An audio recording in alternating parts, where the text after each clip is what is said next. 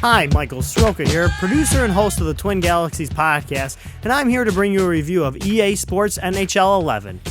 EA Sports drops the puck again for the 20th time with this evolution of this great hockey series. It's just amazing, and it shows in this game of 2011 that EA keeps building a better and better product. First off, if you played NHL 2010 or you own it, you might be a little disappointed as the game is very similar to the previous year.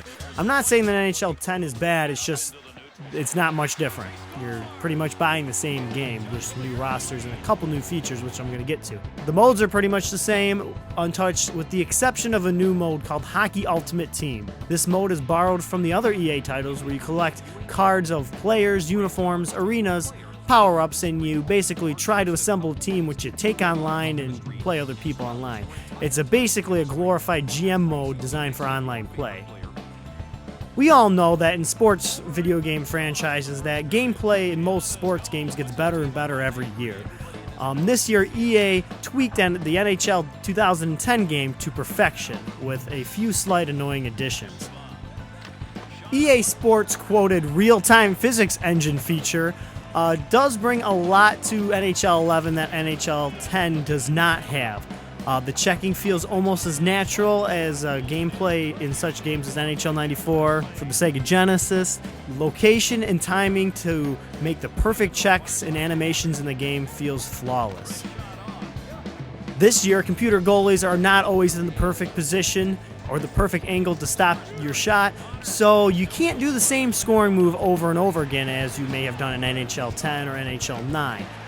With NHL 11, there is a lot more random elements, such as the goalie. The AI is a little bit different. Sometimes they make more mistakes than usual.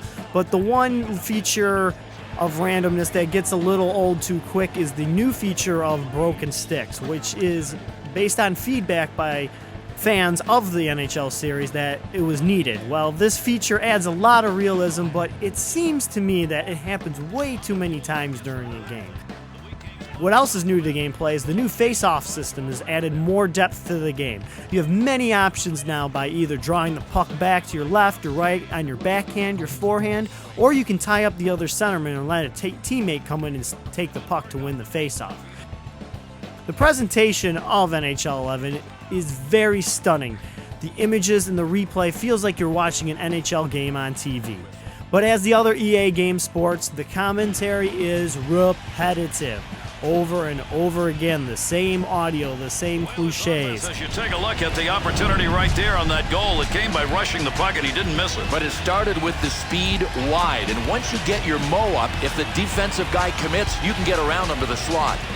An HD TV is needed to experience the full graphic detail of this great game, as seeing the great graphics as you can see the freshly Zamboni ice at the beginning of a period.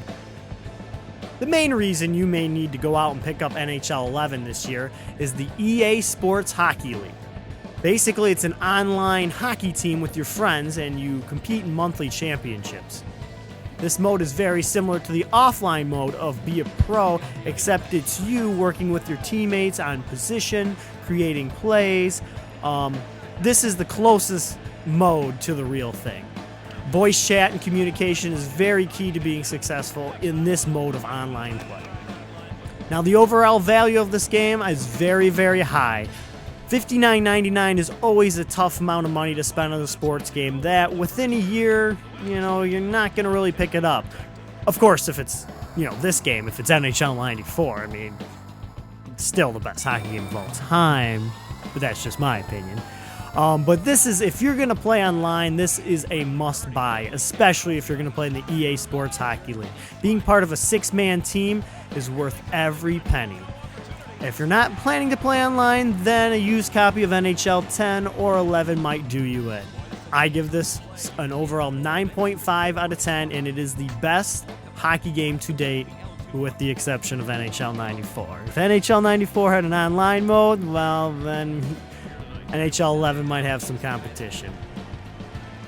If you like to face off against me or let me smash your face into the boards online, well, you can friend request me on either the PlayStation Network or Xbox Live. My username is Timmel, that's Timmell. We'll see you next time.